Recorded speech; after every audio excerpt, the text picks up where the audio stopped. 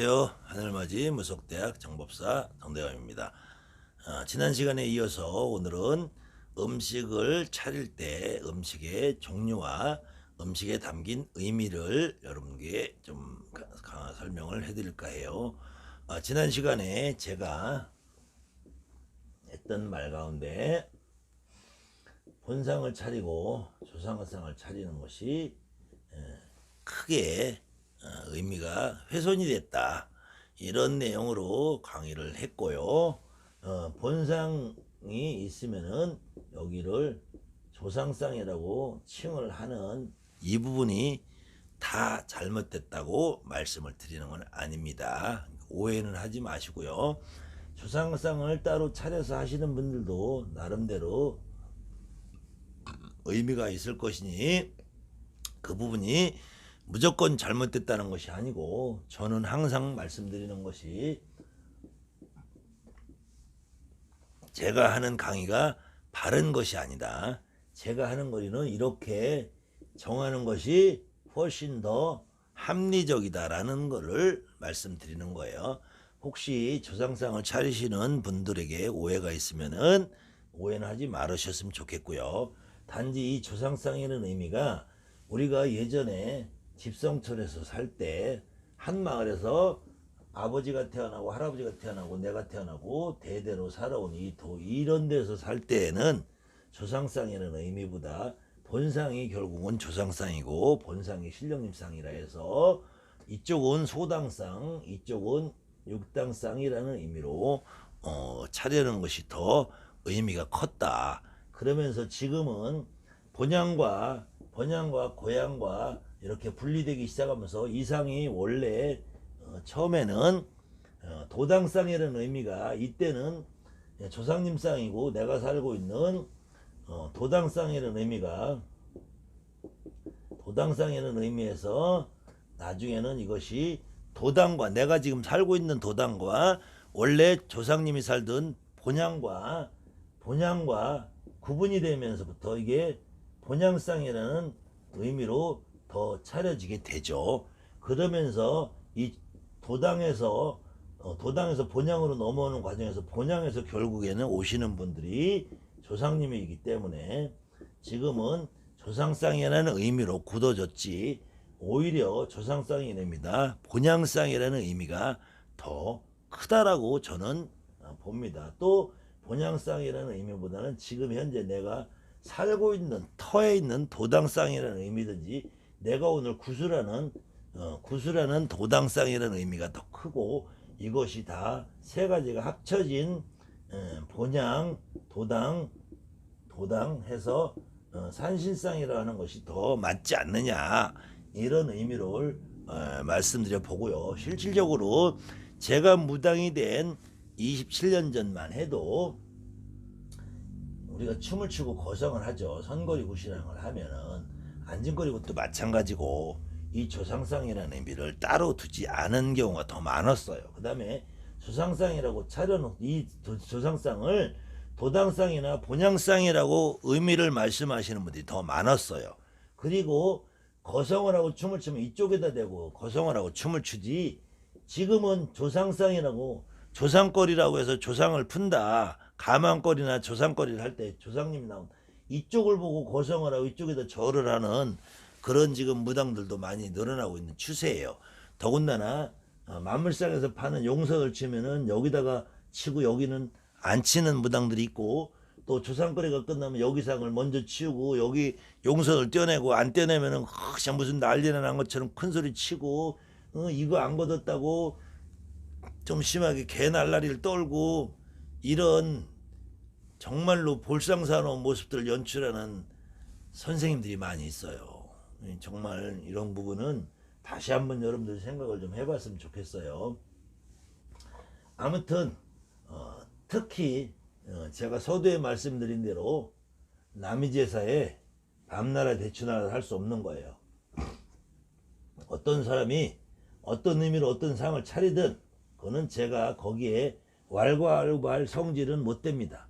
그렇지만 여러분들이 그래도 어떤 의미로 상을 차리고 어떤 의미로 준비를 할 것인가는 여러분들이 선택이니까 제 강의를 들으시고 여러분들이 눈이 넓어지고 확대돼서 어떤 의미로 상을 차릴 것인가를 한 번만 더 생각을 해보고 상을 차리면 여기를 조상상으로 해서 내 조상이든 남의 조상이든 개똥이네 상이든 내 친적상이든 여기는 신령님 상이고 여기는 조상상이라고 한다면 내 조상님은 여기서 구석쟁이에 앉아서 뜯어먹다 남은 떡조각이나 잡수시고 하늘에서 옥황상제님은 여기에서 잡수신다. 이거는 저는 있을 수 없는 일이라고 봐요.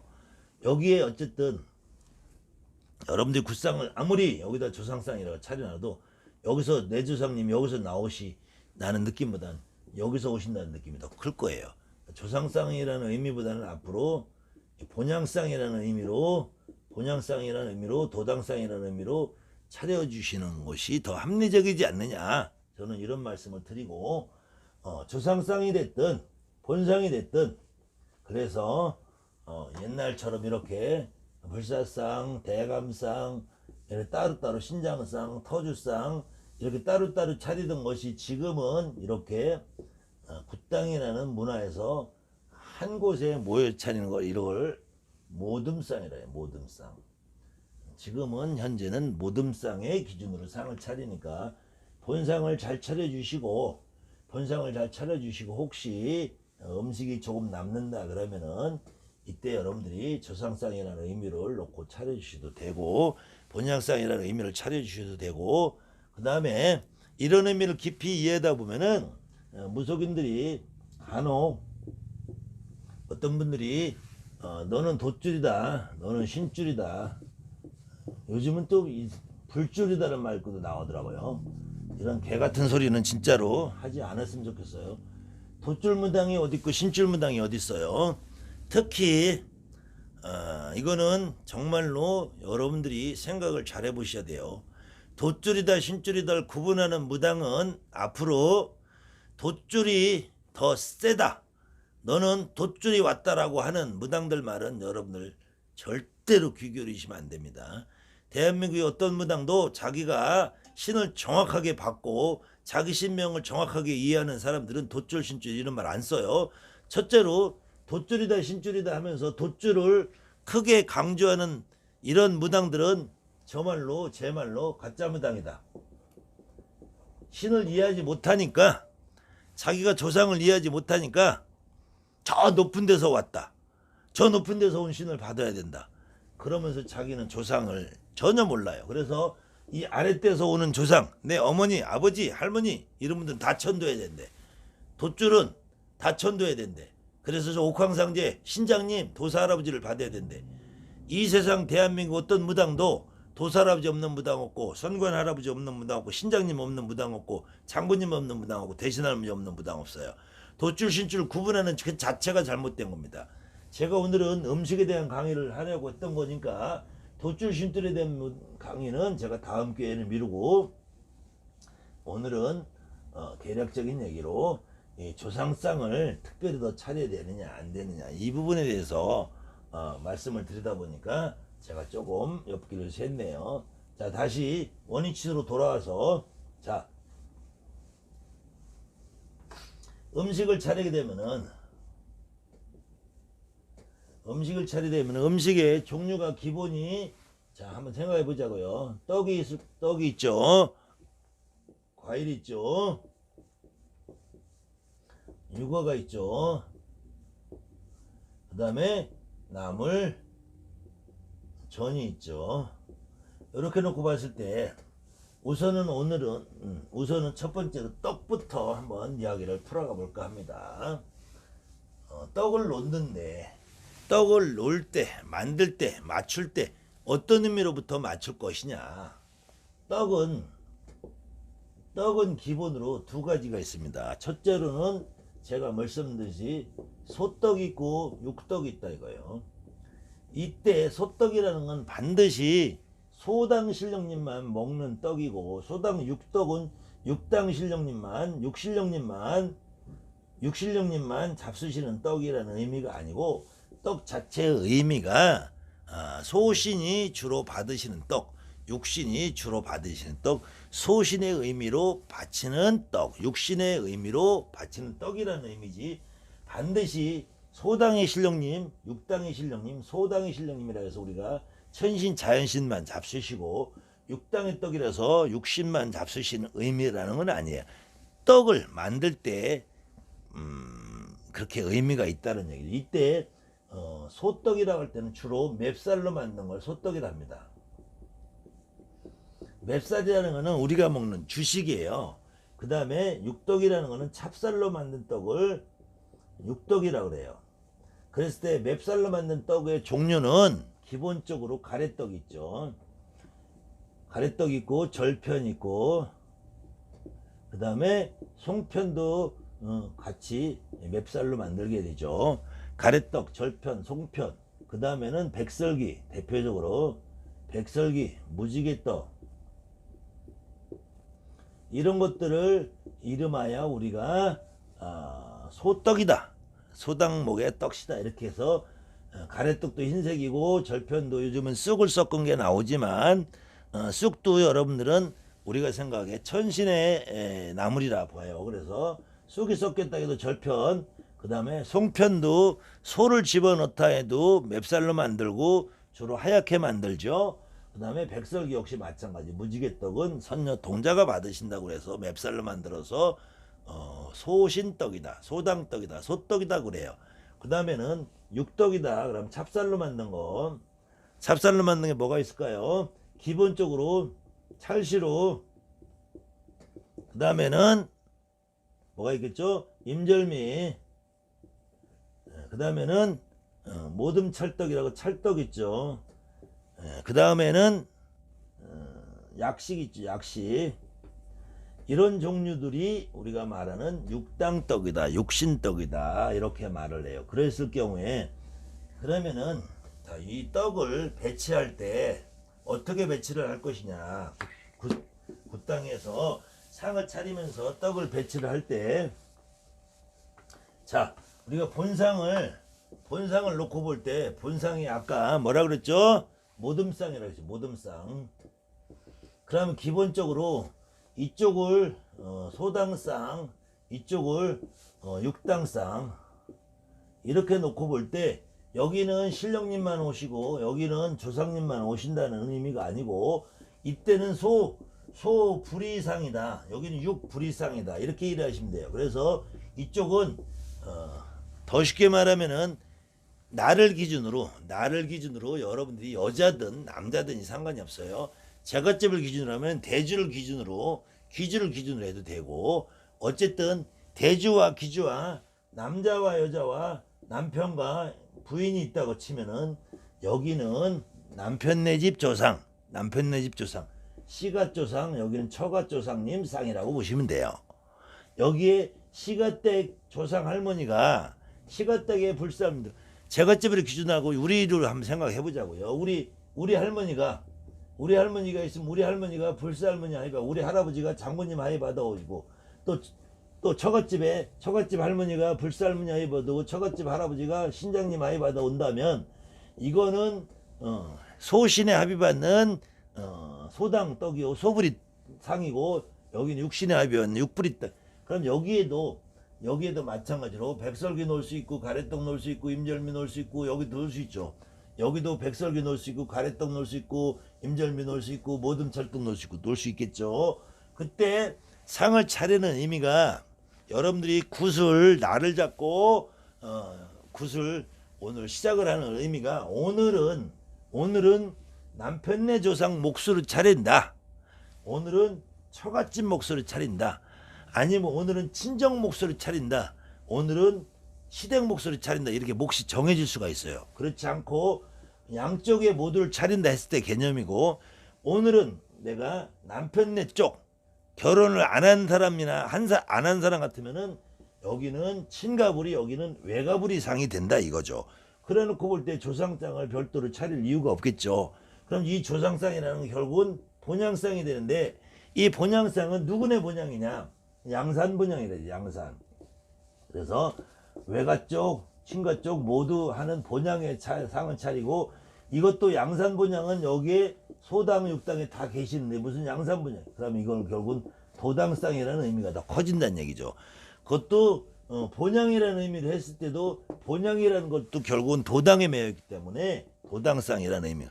그래서 내가 돈을 100만 원 받느냐 200만 원 받느냐 300만 원이냐 받아야 다 틀리겠지만 오늘은 가래떡을 맞추고 백설기를 맞추고 뭘 신장님을 위해서 약식을 맞추고 찰떡을 마실 건가, 이 집이 재수가 있으면 찰떡을 마실 건가, 이 집이 몸이 아프고 사람이 지금 시름시름 앓고 집안에 우환이 많으면 백설기나 가래떡을 위주로 이걸 여러분들이 차라리 생각하시는 게 낫지, 이게 여기가 소당이냐 육당이냐를 따지는 것보다. 그래서 어쨌든 기본적으로는 떡이 의미가 그렇게 구성이 되니까 그 떡을 여러분들이 맞춰서 가져온 떡을 어디다 어떻게 얼만큼 놔줄 것인가 누구 마음인가요? 여러분 마음이라 이거죠. 그랬을 때 다시 서두에 말씀드린 떡의 종류에 따라서 의미가 그렇게 있기 때문에 그 떡을 어디에다 넣을 것인가는 여러분들이 생각을 하는 거예요. 그래서 소당 쪽에는 주로 소떡을 놓는다. 백설기, 가래떡, 그 다음에 절편, 바람떡, 증편, 그 다음에 송편, 계절에 따라서 추석이 있으면 송편, 그 다음에는 무지개떡, 그 다음에 여러분들이 알고 있는 이제 이 중간에 이제 대신떡이라는 게 있고, 대신떡은 백설기에다가 콩을 박아 놓은 거겠죠. 그 다음에는 이쪽에 찹쌀떡을 만들면은 찰떡으로 인절미, 모듬찰떡, 그다음에 약식, 그 다음에 또 뭐가 있을까요? 육떡으로 이런 종류를 놔준다. 그때 특히 한양굿에서는 여기에 가망떡이라고 해요. 나중에 가망에 대한 설명을 또 해드릴게요. 가망떡이라고 할 때는 우리가 파시루를 맞출 때 예전에는 이런 질그릇 시루에서 했겠죠.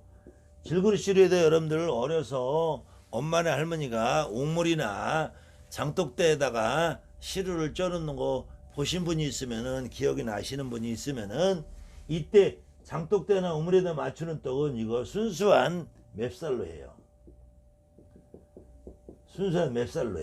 근데 순수한 맵쌀로 하면은 정말로 이거는 떡을 들다가 다 부서져요.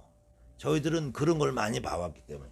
순수한 맵쌀로 할 때 주로 어디다 하느냐? 우물이나 장독대에다 하죠. 근데 이거를 순수한 맵쌀로 안 하고 마당 터에다가 한다, 이럴 경우에는 또 순수한 찹쌀로 해요. 그 순수한 찹쌀로 하면은 떡이 다 그냥 엿가락처럼 쩍쩍 늘어져 뛸 수도 없어요. 근데 그래서 보편적으로 나온 것이 이 소떡과 육떡의 중간이다. 그래서 이 파시루는 주로 맵쌀을 칠 때 찹쌀을 3으로 넣든지, 맵쌀을 6대 찹쌀을 4로 넣든지 7대3이나 6대4의 비율로 섞어서 적당한 점도와 적당한 끈기를 가진 떡을 만들어서 이거를 가망떡이라고 합니다. 그래서 가망떡은 소당과 육당을 겸해서 받으시는 떡이다 해서 주로 한양굿에서는 가운데다 놓게 되죠. 그 다음에 대신떡이라는 거는 우리가 임절미에도 콩가루가 들어가고, 찰떡에도 콩이나 기타 밤대추가 들어가고, 약식에도 밤대추 들어가지고, 그 다음에 여기 보면은 증편에도 소가 들어갈 수 있고,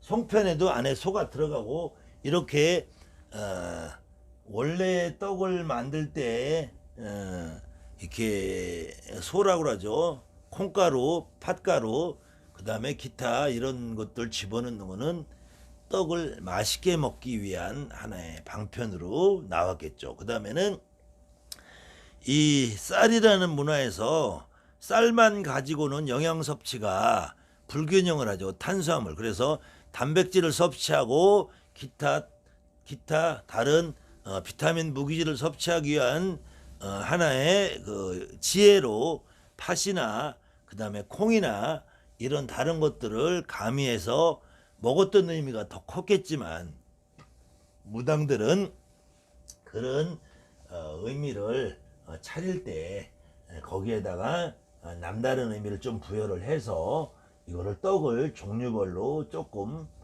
생각을 해서 차린 것 같아요.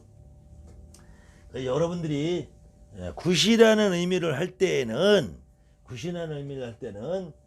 팥시루도 기본이지만 대감시루는 여러분들이 주로 팥시루를 쓰죠. 그 다음에는 터에 고사를 갈 때 노래방이다, 술집이다, 아니면 식당이다, 공장이다, 사무실이다 상관없이 터에 고사를 갈 때는 터에 있는 대감을 위주로 한다 해서 팥시루를 중심으로 해서 가져가죠. 팥씨를 중심으로 해서 가져가면서 그래도 터에도 불사가 있을 것이고 터에도 신장이 있을 것이다 해서 어느 날은 터에 고사를 갈 때 가래떡을 해가는 날이 있을 것이고 어느 날은 터에 고사를 갈 때 백설기를 해가는 날, 어느 날은 터에 고사를 갈 때 약식이 맞추고 싶은 때, 어떤 때는 찰떡을 맞추고 싶은 때가 있을 거예요.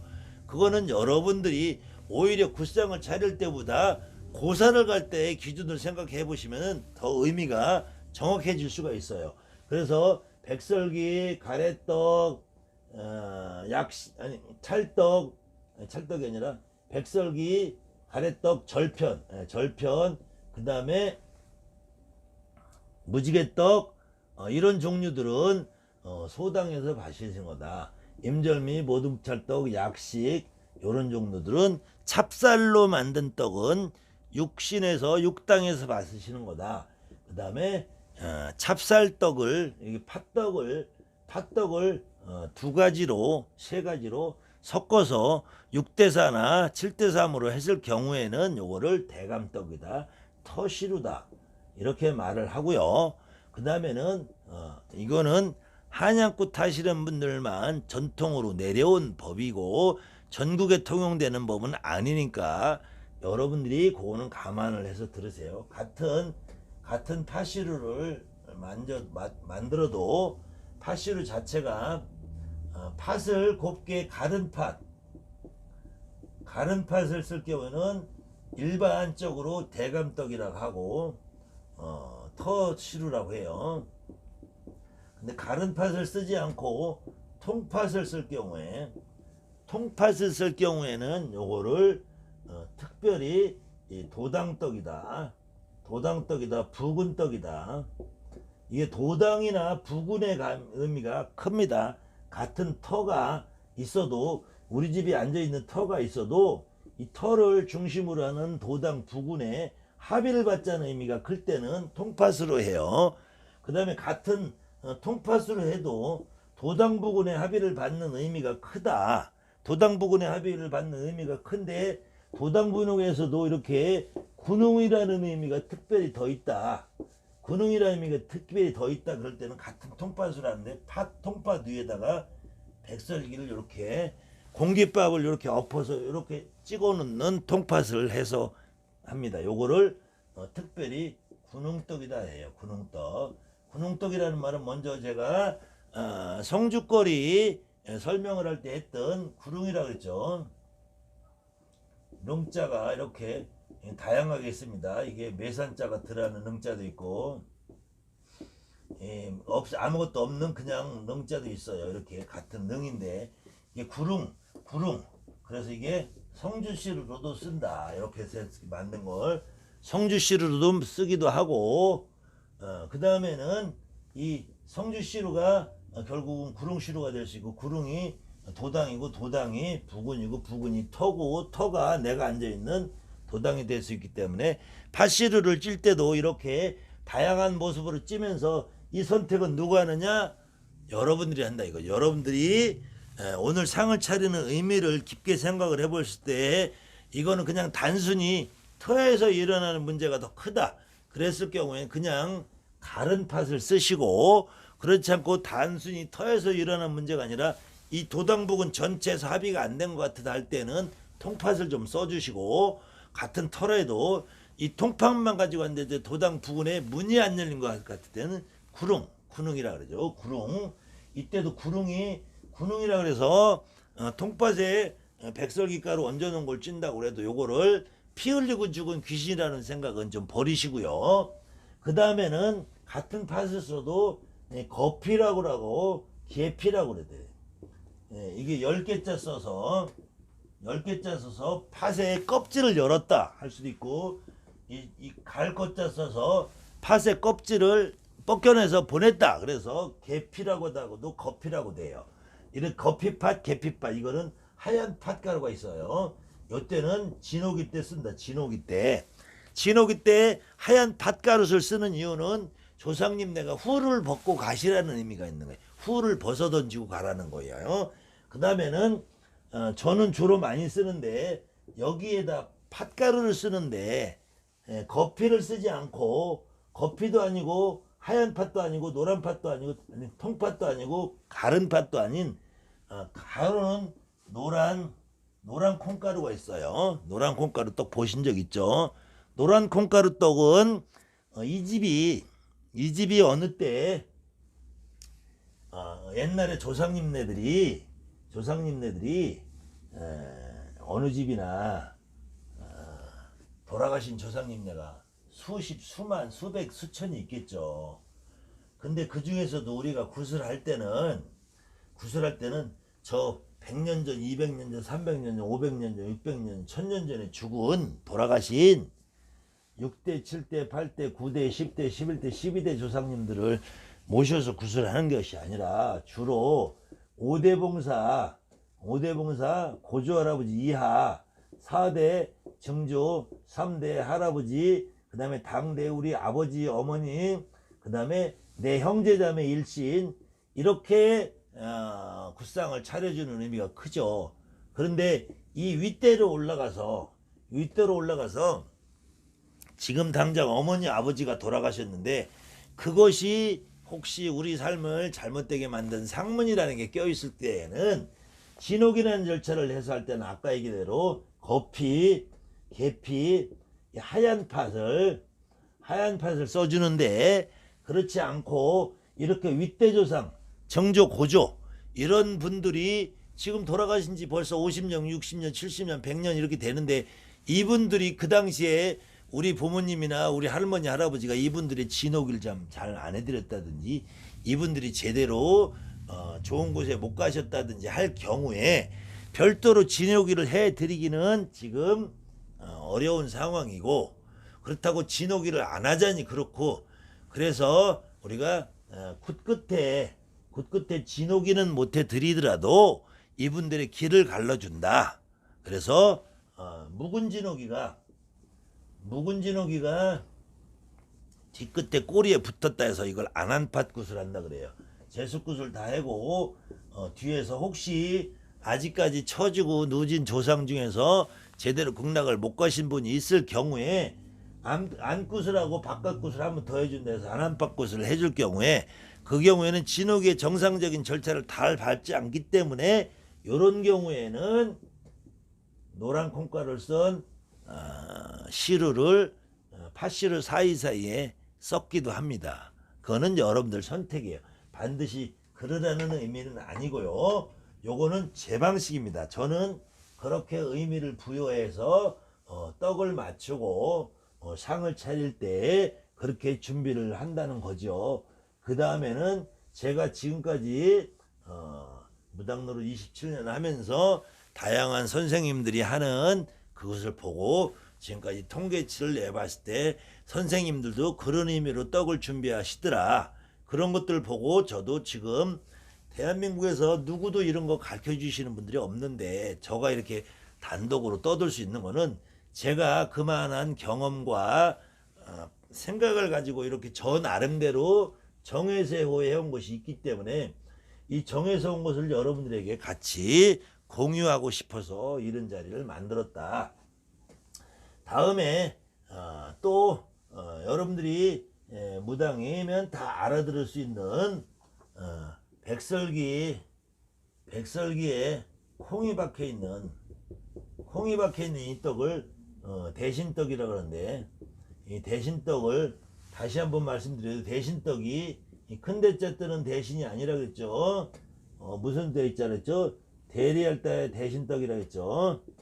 대리할 때 대신떡이라고 그랬는데, 그러면은 왜 콩을 박아놓은 떡을 과연 대신떡이라고 했을까? 저도 누구도 이렇게 얘기한 적은 없어요. 어느 책에도 없고 저 선배들 어떤 분한테도 물어봐도 이런 말을 해주신 분은 없어요. 다만 이건 저의 독특한 견해고 제가 이렇게 생각을 했다는 겁니다. 여러분들이 이거를 100% 믿으시든 안 믿으시든 여러분 자유고, 이건 제 생각이니까. 지금까지 한 말은 그래도 보편과 전통에 의해서 했던 말이고, 지금 하는 말은 제 생각이니까 여러분들이 받아들이실 분 받아들이시고, 그냥 아무 의미 없이 그냥 대신떡은 백설기에다가 콩을 박아놓은 걸 대신떡이라 한다, 이렇게 생각을 하셔도 상관이 없어요.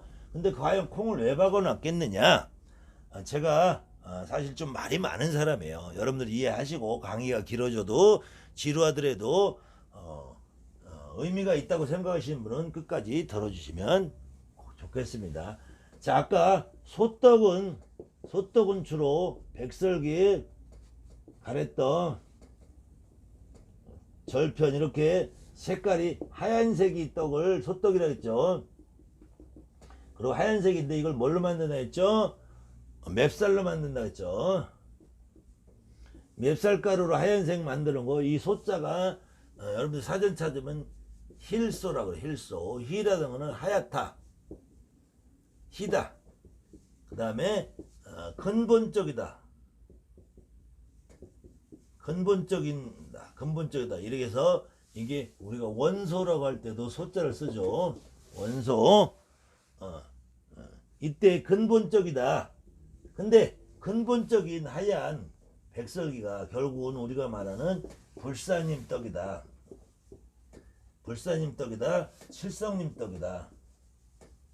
이렇게 말하는데, 불사님이나 칠성님의 합의를 받아온 우리가 불사 할머니, 칠성 할머니, 이렇게 할 때는 이분이 불사 대신 할머니고 칠성 대신 할머니. 이제 여러분들이 이제는 이런 설명을 하면 여러분들이 이해하실 거예요. 이때 불사 할머니나 칠성 할머니가 합의받아 오신 내 할머니, 불사 할머니나 칠성 할머니, 불사님이나 칠성님, 재성님 이런 분들을 합의받아 오신 내 할머니, 불사 할머니, 재석 할머니, 칠성 할머니, 이렇게 이거를 전라도에서는 같은 불사 할머니라는 용어보다 전라도에서는 칠성 할머니, 경상도 쪽에서는 세존 할머니, 시주 할머니, 이렇게 말들 하죠.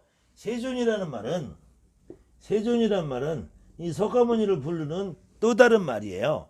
그 다음에 시주 할머니라는 말은 우리가 절에 가든 무당집에 가든 쌀도 갖다 놓고 하는 걸 시주라고 그러죠. 그래서 우리 할머니가 옛날에 우리의 삶을, 우리의 목숨과 가정의 평안을 위해서 절에도 무당집에 시주를 많이 했다 해서 우리 할머니를 시주 할머니라고 하는 거예요. 다른 의미는 없어요. 이 할머니들 결국은 절에다만 시주를 하는 것이 아니고, 우리 할머니가 어떻게 해요? 용궁에다가도 우물에다가 물 떠놓고 떡을 쪄서 시주를 하시고, 장독 그때가다도 물 떠놓고 떡 쪄놓고 시주 하시고, 그래서 우리 할머니를 전라도 경상도에서는 시주 할머니라고 하고, 그래서 이 할머니를 칠성 할머니라고, 이 할머니를 서울 경기 지방에서는 불사 할머니, 재석 할머니라고 하는 거예요. 그때 이 할머니들 결국은 불사님, 칠성님, 재성님 다 하늘에 합의를 받아와야 되는데, 하늘의 상징은 우리가 천지, 신명, 하늘과 땅 가운데서 밝은 신, 하늘과 땅 가운데서 밝은 신, 밝을 명자 씁니다. 그래서 하늘과 땅 가운데서 밝은 신이 누구냐? 바로 천지신명이고, 이 밝은 신의 대표가 1월 성신입니다. 이때 이 신자는 발음이 별, 진, 별, 신, 이렇게 두 가지로 쓸 수 있어. 그래서 발음 요거 할 때는 진으로 읽지 않고 신으로 읽어요. 우리가 육식갑자 할 때 용띠를 진이라고 하는데, 요 진입니다. 요때 일은 해요, 월은 달이요, 성이라는 거는 행성을 의미해. 행성. 자, 제 강의가 앞으로 계속 이어질 때마다 여러분들이 반복되는 내용이니까 이 정도는 여러분들이 알아들으시겠죠. 그래서 성이라는 거는 행성이라고 할 때 태양이 있고 태양의 주변을 도는 금, 지, 화, 목, 토, 천, 해. 이제 명왕성은 빠졌죠. 그래서 이렇게 태양의 주변을 돌아다니는 별을 바로 성이라고 합니다. 그 다음에 진이라는 거는 이렇게 하늘에 우리가 떠 있는 하늘에 이렇게 박혀 있는 별, 칠성별이다, 카시오페자, 안드로메다짜리다, 뭐다 이렇게 곰자리다, 큰 곰자리다, 작은 이렇게 박혀 있는 별을 항성이라고 해요. 항성. 항상 박혀 있는 별을 진이라고 그래요. 그래서 1월 성신을 우리가 천지간에 밝은 신, 천지신명, 이 천지신명 1월 성신을 대표해서 우리에게 다가오는 것이 옥황상제라고 합니다. 그래서 이거는 천지신명 1월 성신 옥황상제, 이 말은 아주 옛날부터 아주 수식어로 그대로 쓰는 말이에요. 그랬을 때 천지신명의 합의를 받은 옥황상제 합의를 받은 1월 성신이 재성님이 불사님이 칠성님이 재성님이 불사님이 칠성님이 하느님이 내 할머니한테 왔다. 그래서 하얀 하늘에 별들이 찍혀서 대신으로 합의를 받아 왔다 해서 대신떡은 하얀 백설기로 찐 떡에다가 콩을 박아서 우리 할머니들을 상징한다. 그래서 백설기에 콩을 박아 놓은 떡을 이름하여 대신떡이라고 한다. 그 다음에 아까 제가 터시로 그 다음에 같은 터시로도 대감시로도 찌는 방법이 여러 가지가 있다고 했죠. 그 같은 여러 가지 방법 중에서 대감시로에 쾌를 안 넣든 팥 하나 넣고 백설기 넣고 가루 넣고 해서 찔 때 이렇게 백설기 가루를 봉으로 넣는 거, 그 다음에 우리가 일반적으로 그냥 갈은 갈아놓은 팥을 쓸 때 이거를 대감시루다, 터주시루다, 그 다음에 갈은 팥이 아니라 통팥을 쓸 경우에 도당시루다, 부군시루다, 터시루가 도당 부군에 합의를 받는 시루다. 그 다음에 통팥에다 이렇게 봉을 하나 넣는 봉을 씌울 경우 이거는 같은 도당이고 터고 하지만 이런 경우는 구릉이라는 의미가 있다. 구릉이라는 의미. 구릉이라는 의미는 우리 집으로 이렇게 오는 길목이라 그랬죠. 길목. 그래서 이거는 선왕이 의미가 있다. 그 다음에는 여기에다가 밤, 대추 이렇게 여러 가지를 박은 거를 운시로다 그래요. 운시로.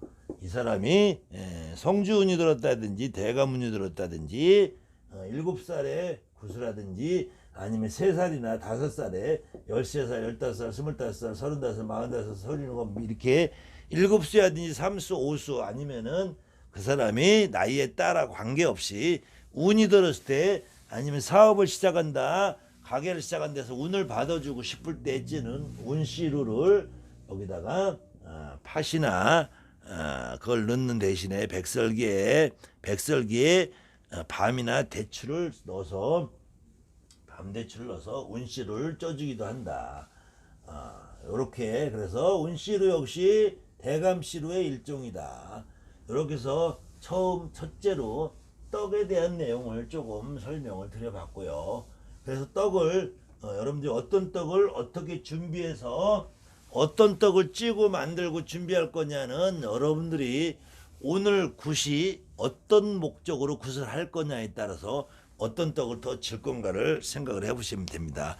그래서 앞으로 며칠 있으면은 다가오는 4월 초파일 날 같은 경우 등을 달고 여러분들이 행사를 할 때에는 주로 백설기를 위주로 가래떡, 백설기, 정편, 절편을 위주로 해서 떡을 쪄도 무방하다. 그렇다고 해서 초파일 날 임절미나 찰떡이나 다른 떡을 해서 잘못된다고는 안 해요. 그렇지만 그래도 의미상 초파일 같은 경우는 우리가 부처님 오신 날이라고 하기 때문에 주로 소떡을 쪄서 행사를 한다. 그러면은 7월 백중, 9월 백중, 9월 9일 날 요런 날은 어떤 떡을 찌는 게 좋을까요? 요런 날은 임절미나 파시루나 모듬찰떡이나 요런 날을 쪄주는 것이 좋고 3월 삼진이라 5월 단오다.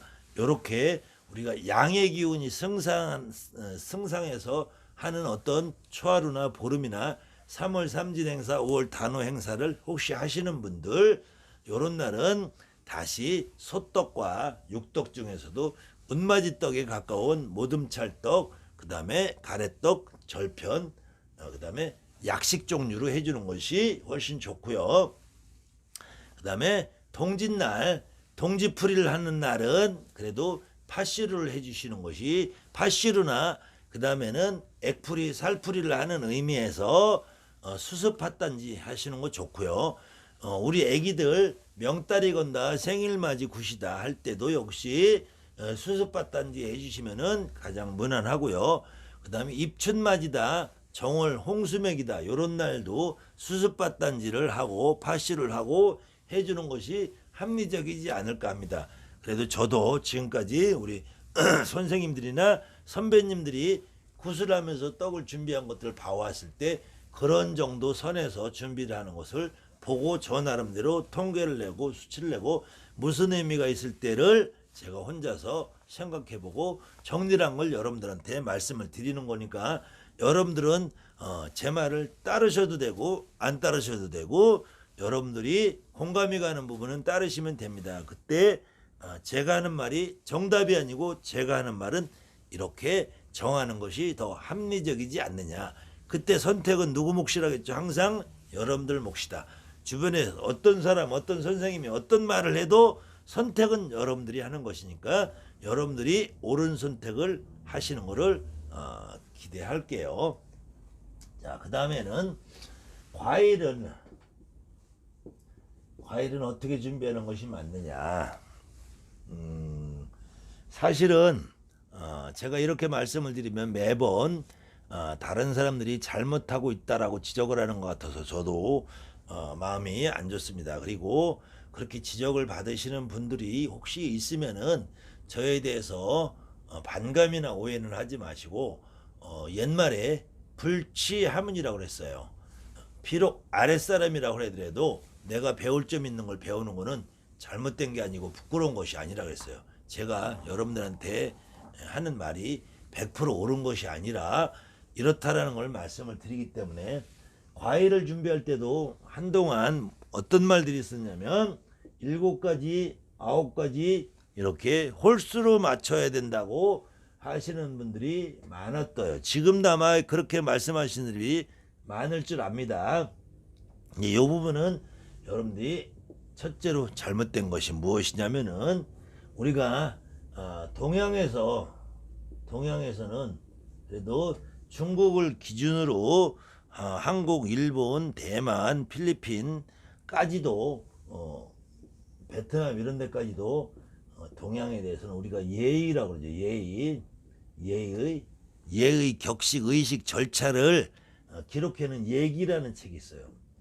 얘기라는 책에 보면은 제가 공부를 그렇게 많이 한 사람이 아니라서 이 얘기라는 책에 보면은 음식을 준비할 때 어떻게 준비하는 것이 맞느냐 원칙이냐 지금 여러분들보다 100년 전, 200년 전, 500년 전, 1000년에는 그 절차 법칙을 아주 중요시했어요. 그래서 여러분들 드라마나 조선왕조에 관계된 드라마를 볼 때도 어떤 예법 하나를 놓고 이것이 옳으냐 그러냐를 가지고 당정을 논하면서 잘못하면은 이게 역적으로 몰리기도 하는 그런 아주 예의 격식 절차를 중시하던 시대가 있어요. 지금은 그 정도는 아닌데 그래도 여러분들이 원칙을 알면은 여러분들이 좀 자유로울 수 있기 때문에 제가 말씀드린 건 이 얘기라는 책에 뭐라고 되어 있으면은 천사는 양의 음식이기 때문에 양의 숫자인 홀수로 준비를 한다. 지사는 음의 음식이기 때문에 이거는 짝수로 준비한다. 이렇게 기록이 되어 있습니다. 그럼 이게 과연 무슨 말이냐? 천산이라는 거는 땅에 뿌리를 박지 않은 종류를 음식으로 만든 거. 결국은 살아있는 동물, 생물이겠죠. 근데 우리가 구태서 쓰는 소, 돼지, 닭, 생선 이런 종류를 주로 천산이라고 합니다. 그 다음에 지산이라는 거는 땅에 뿌리를 받고 살아서 음식이 된 거. 그럼 결국은 과일이라는 것도 지산의 종류겠죠. 그럴 경우에 지산은 음의 음식이기 때문에 짝수로 준비를 해야 된다. 결국 7개가 아니라 8개, 10개, 6개, 4개를 준비해야 된다는 얘기죠. 이 말은 절대로 잘못된 말이에요. 근데 제가 27년간 구슬하면서 어떤 때 7개 되고 어떤 때 8개 되고 어떤 때 9개 되고 어떤 때 10개 되고 어떤 때 11개 되고 이거 아무 상관이 없어요. 제가 이런 원칙을 무시하라는 것이 아니고 잘못된 생각으로 여기에 매여서 하지 마시라는 거예요. 과일은 홀수로 짝수로 준비하는 것이 아니고 정성으로 준비한다. 지금은 수입 과일이 많이 늘어나서 바나나도 올라가고 키위도 올라가고 망고도 올라가고. 자, 이게 과일을 제가 말씀을 드릴 때는 과일은 여러분들이 준비하고 싶은 만큼 금액에 맞춰서 적정하게 준비를 하시면 된다. 바나나를 넣는다고 잘못될 거 아니고 망고를 넣는다고 잘못되지 않고 사과를 5개 넣는다고 잘못되지 않고 10개 넣는다고 잘못되잖아요. 그렇지만 우리가 앞으로 상 차리는 대원칙은 기본은 한 가지예요. 상을 차릴 때는 망상이라고 합니다. 망상. 조상님상, 신령님상, 제사상은 한갑상, 잔치상은 우리가 다 행사가 끝나고 나면은 우리가 입으로 먹지만 행사라는 중간에는 입으로 먹는 것이 아니라 조상님, 신령님이 기로 운감을 하기 때문에 이걸 우리가 눈으로 시각적으로 바라보는 망상이다. 바라볼 망자 써서 망상이라고 그래요. 그래서 상을 이렇게 절도 있게 오하열을 맞춰서 높이와 줄을 맞추고 이 위에다가 장식을 하는 거예요. 그랬을 때 과일을 준비할 때에는 과일의 종류의 개수가 중요한 것이 아니다. 얼마만큼 보기 좋게 차리는 것이 중요하다. 그렇기 때문에 바나나를 써도 되고, 그 다음에는 지금이 여러분들이 지금 살고 있는 세대는 너무나 풍족한 세대를 살고 있어요.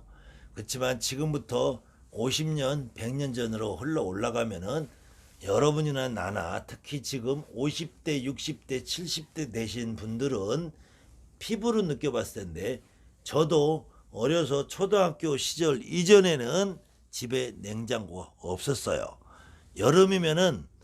지금부터 여름이면은 노지 참외가 나오기 시작하면은 참외를 수도가에 다라에 담궈 놓고 다니면서 먹었어요.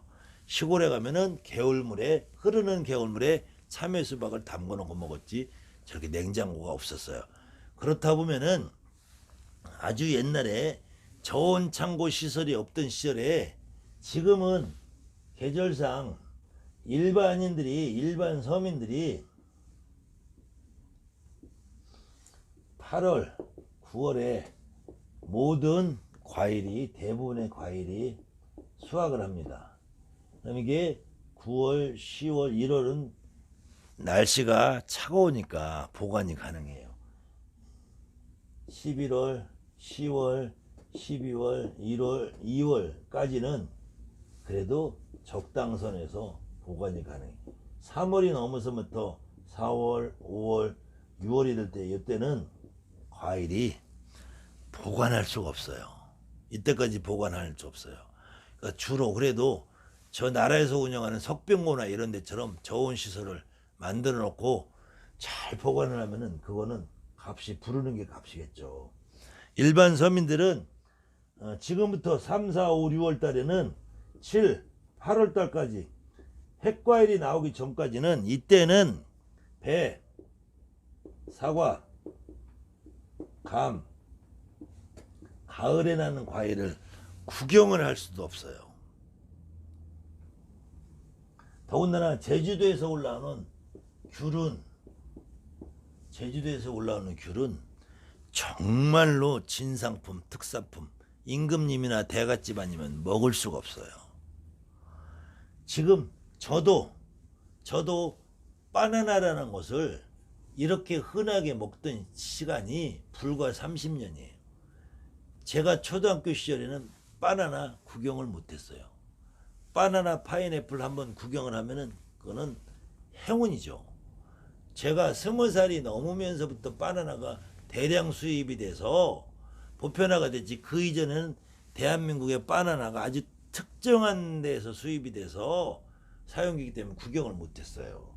마찬가지로 지금부터 50년 전만 넘어가면은 저희들이 처음에 어느 때는 한 번은 구지역 파동으로 돼지가 몰살이 되면서 돼지값이 한 마리에 100만 원, 150만 원까지 올라간 적이 있었죠. 저도 옛날에 배 하나를 그때가 아마 6월 달이었을 거예요.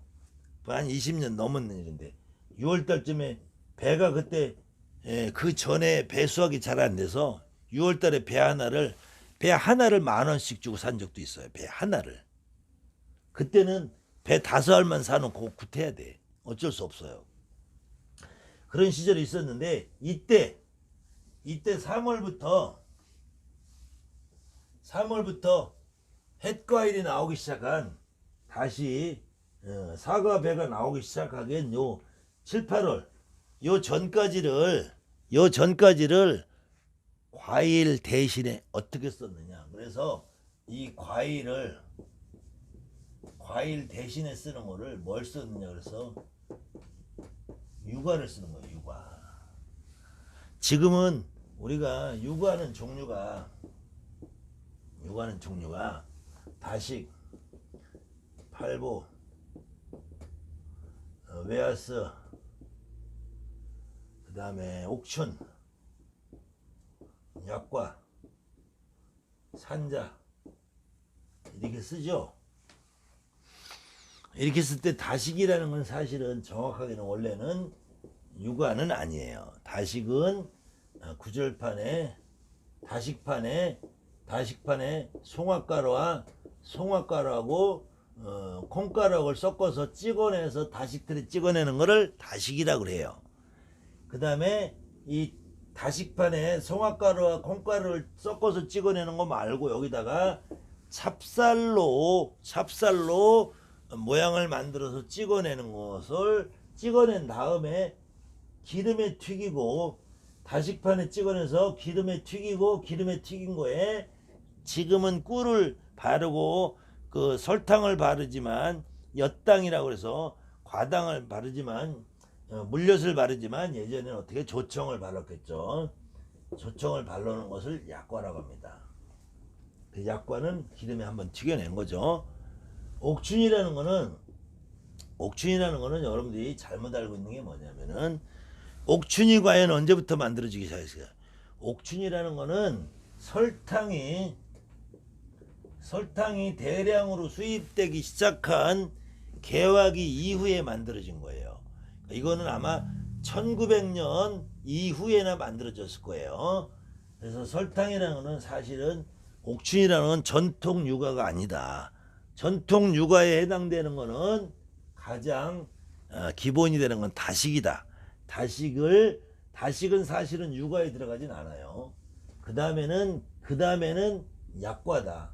팔보 역시도 설탕이라는 것이 나오기 시작하면서 만들어진 것이고, 웨하스는 더더군다나 뒤늦게 만들어진 것이고, 전통 유과에 해당되는 것은 다식과 약과와 산자가 기본이다.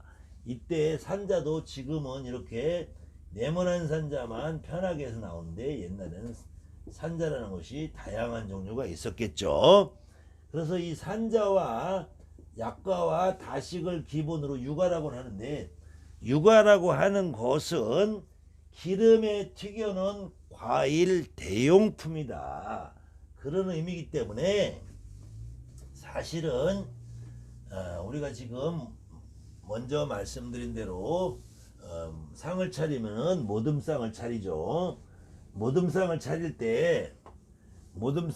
때 가운데다가 유과를 놓고 양쪽에 과일을 놓고 유과를 놓는데, 아니, 과일을 놓고 유과를 배칠해서 상을 차리게 되는데, 이 유과라는 것이 왜 과일과 동일한 선상에 놓여 있었느냐? 이거는 유과라는 것은 과일의 대용품이었기 때문에 과일과 같은 취급을 하는 것이다. 그래서 실질적으로 지금처럼 과일이 흔하고 풍부하게 많이 나오는 때에는 유과는 없어도 괜찮다, 무방하다. 그런데 실질적으로는 유과가 없으면 굿상에 모양새가 좀 안 나오는 것 같죠. 그래서 사실은 지금 유과를 이렇게 5단, 6단 막 이렇게 높이 쌓으시는 분들이 있어요. 물론 과일하고 높이를 맞추려니까 그럴 수밖에 없겠지만, 이 유과가 사실은 모두 다 버려지죠. 예전에 우리가 음식이 귀하고 먹을 것이 귀하던 시절에는 유과 하나도 다 갖다 먹었지만, 지금은 만물상에서 이 굿을 위한 공장에서 여러분들 약과 만들어지는 과정 안 보셨지만, 약과가 보관되고 유통되는 과정을 보면은 상당히 비위생적이고 차마 먹기가 조금 그런 상태로 유통이 돼요. 더군다나 밤사탕이라고 하는 종류, 밤사탕은 설탕을 우리 녹말가루로 같이 묻혀놨기 때문에 이것도 갖다 먹는 사람 없죠. 예전에는 이 밤사탕을 갖다가 빨래 삶는 데 쓰기도 하고, 뭐 이렇게 해서 이것이 뭐 표백제가 들어가 있네, 그렇지는 않고요. 표백제가 들어가 있는 건 아니고, 밤사탕 자체를 단단하게 뭉칠 때 녹말가루를 써서 묻힙니다.